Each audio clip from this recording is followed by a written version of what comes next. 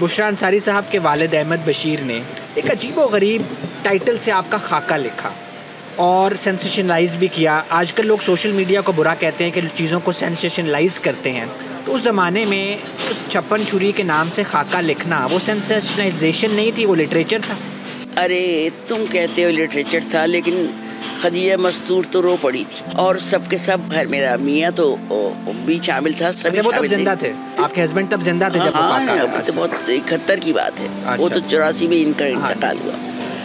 لیکن یہ کہ اس کی اپنی لینگویج تھی, اس کا اپنا لہجہ تھا بات کرنے کا, بتانے کا. تو بس ٹھیک ہے, لوگ اس نے مجھ سے کہا تھا مضمون تو پڑھ لے, یہ تینوں پسند نہ ہوئے تے نہیں پڑھاں گا. میں کہ جو تیرا دل کرتا ہے کر. اور بعد میں پھر وہ یہی کہتا تھا کہ میں تو اس کو خود کہا تھا کہ پروف ریڈنگ کرا کے لایا تھا.